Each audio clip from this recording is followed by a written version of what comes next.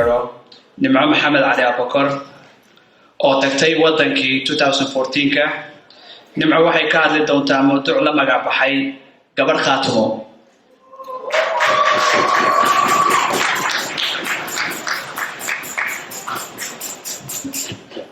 السلام عليكم ورحمة الله وبركاته. الذين آمنوا وتواصوا بالحق وتواصوا بالصبر. قد مهدسنتهين لما أنتم وانا سلامة. ويكن قديه سمركي أن أرنت خاتمة قبل قابليني أيام وحان لها الليدة صحابتي إذا آذي يقولوا إن أنا نقول هذا الشركة كالية. مركو حان ربعينا إذا لو هذا المهمة وريلي أنا حوق وقفكري مركا أصحابتي إذا قف كمذا وحيوي نمعة محمدين والخاتم يصلح مركا وحتى كبر خاتم والخاتم يصلح مركا رنتي هذا الكحوق وقفكري سوتها أنا ضدك يقانا حمرنا وكوكوري أنت وكل أكاذي وقوينا وحبض المعرق وقتك أنت بدنايمك وحنشوفي نورد أمريكا waxaan isweydiiyay horta siyaasiyad maadana hayne goormaad siyaasadda gashay macnaha waad khaatimaysan tahayna maxay tahay marka su'aashaasaan rabaa inaan idinka jawaabo malaha idinkuna inaad khaatimaysantiin baaba laga yaabo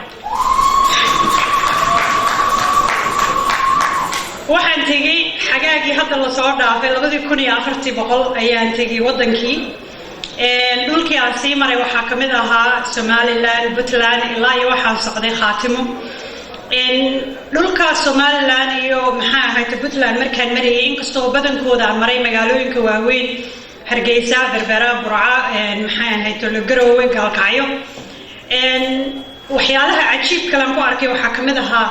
horumarka dadkaasi ay gaareen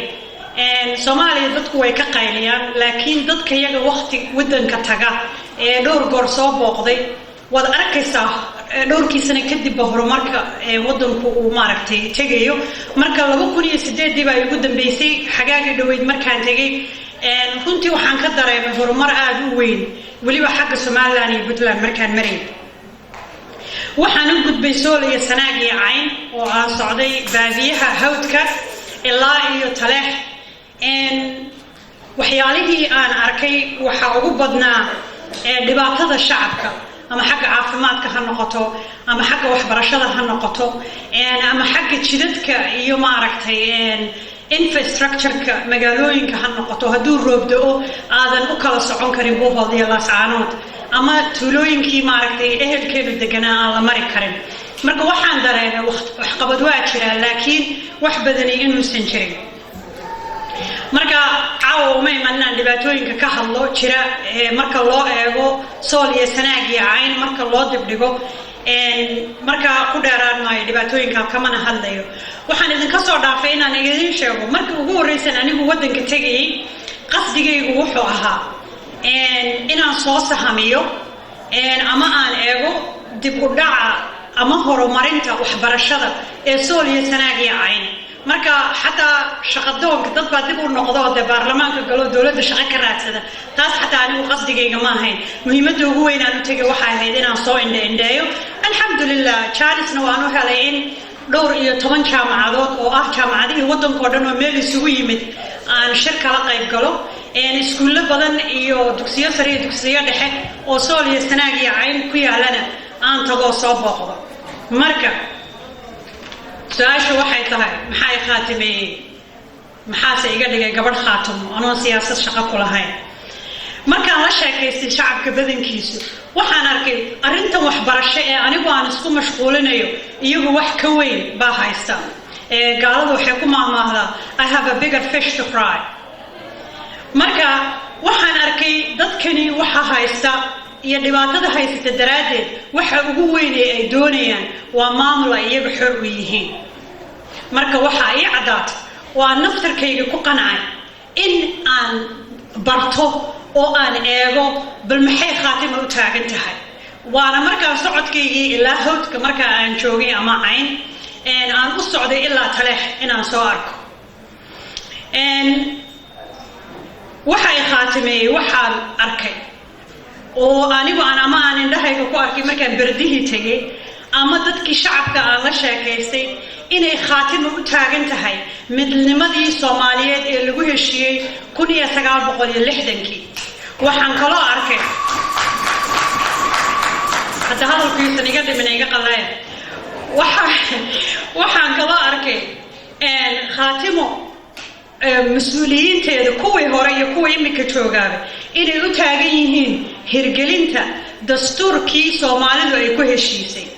waxaan kaloo arkay khaatimo maxay ahayd tole taliyayaasheedu inay u taagan yihiin isu keenidda dadweynihii Soomaaliyeed shacabkii Soomaaliyeed iyo inay ka shaqeeyaan inay wax kasta oo ka hor imanaya midnimada Soomaaliyeed inay iska ilaaliyaan waxaan kaloo arkay doorasho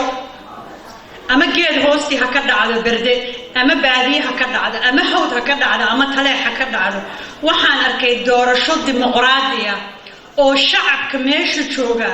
ay iyagu abaabuleen oo aan dawlad iyo dakhli toona dibadda uga iman oo ay u madax bannaan yihiin oo uu go'aankoodii yahay ayaan arkay waa dadkeena dimuqraadiga taageera waxaan kaloo arkay arrintanina aniga waa igu muhiim sidaad la socotaanba waxaan kamid ahay golaha istataga haweenka Soomaaliyeed oo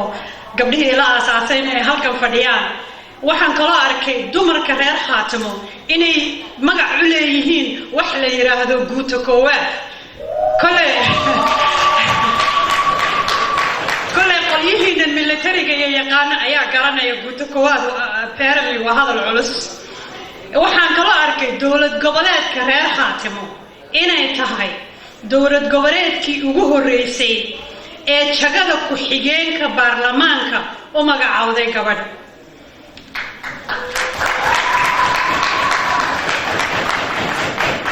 marka waxaan isweydiinayaa maxaa ku khaatimeeyay mise waa khaatimaysan tahay arrintu waxa weeye marka anigu sida ay muuqata waanan khaldanaan karaa idinkuna inaad isweydiisaan baa mudan arrintu siyaasad maaha qabiil maaha arrintu aqoon la'aan waa iftiin la'aan caruurta reer Khaatimo ee Soomaaliya Sanaag iyo Cayn jooga waxbarashay u baahan yihiin dalka intiisa kale caruurtu sida waxbarashadu u haystaan bay iyaguna xaq u leeyihiin caafimaad la'aan waa nolol la'aan dumarka reer Khaatimo ee dhiigbaxa ku dhinta jidka intay ama burco u sii socdaan ama garow u sii socdaan xaq bay u leeyihiin inay helaan dhakhtar iyo daawo nabad la'aan waa dawlad la'aan shacabka reer Khaatimo ee si walba nabad u doonaya xaq bay u leeyihiin inay doortaan dawlad dimuqraadi ah oo ay iyagu u madax bannaan yihiin iyagoon Mareykan iyo shisheeye iyo Yurub iyo Amazon toona aan ka helin caawimo haddaynu haddaba intaa isku raacno dhammaanteen waynu khaatimaysanahay rag iyo dumarba inteena caawa halkan fadhida waxaan ku soo gabagabeynayaa diinta islaamka ee aynu ku abtirsanaa waxay tiraahdaa qofka arrimaha muslimiinta aan ka danqan muslimiinta kama mid aha waxa ay danqisay hooyaan ahay macallimadna waan ahay caruurta xuquuqdoodu adduunka dhan baa u dagaalama inagu muslim baynu nahay waa inaynu caruurta xuquuqdeeda u dagaalanaa marka dhibaatada haysata caruurta ayaa ay khaatimaysay dumarka cisbitaal la'aanta iyo dawada iyo dhakhtar la'aanta haysa ayaa ay khaatimaysay xuquuqda bini'aadanka ee maanta xaragadeeda iyo nabadeeda aynu halkan ku fadhino inay iyaguna helaan ayaa ay khaatimaysay marka dhammaanteen shacabka Soomaaliyeed guud ahaan iyo shacabka reer Khaatimo gaar ahaan waxaan idinku boorinayaa saddexdan arrin oo aan kaga baxayo waa inaynu dadaalnaa maalgelinta caafimaadka ama Soomaaliya Sanaag iyo Cayn ha ahaato ama wadankeena intiisa kale ha ahaatee dhammaan waa inaynu ku dadaalnaa weliba maadaama majority-ga dadka halkan fadhiya ay reer Khaatimo yihiin waxaan idinku boorinayaa maalgelin inaynu siyaasadda kaliya maaha waa inaynu caafimaadka maalgelinaa waa inaynu dhaqaalaha maalgelinaa oo jidadka dhisnaa waa inaynu waxbarashada horumarinta iyo bulshada adkaynaa weliba dhalinyarada si aysan qoriga iyo maxay ahayd tole qolyaha isqarxinaya aysan u gelin qodobka labaad wuxuu yahay waa inaan xoojinaa dareenka wadaninimo wadankan aynu joogno dad baa u dhaqaaqa ودن كاني وين نقدم قناة وأنا درينك ودن إني محوجنا وحنقصه جبينيا مرة الواحد مداول فارح هذا الكيف يسقط دعاء ملا ما على لماذا ويسودويه داعد لماذا وإنه داعد لماذا إعلانه وحلالي وحي أينو قبنين سومالي ما بنقانو ومهتسنتها هي جزاك الله خير وحدوغاتا وحا قبنيسو هدي إلهي درتي ونيوتو إلهي وكاوال مرينيا مركا آيات قرآن وحيتها إنا نطعمكم بوجه الله لا نريد منكم جزاء ولا شكورا ددكاغ وحتا أظن دوني إن لغو على مساره أما لغو شرحه أما لغو يراد مهتسني ددكاغ أظن شقك دوني قربة شوك توالا نعاية ودنكي كنقو أظن شقك دوني أو حقبه وانا مهتسنتين جزاكم الله خير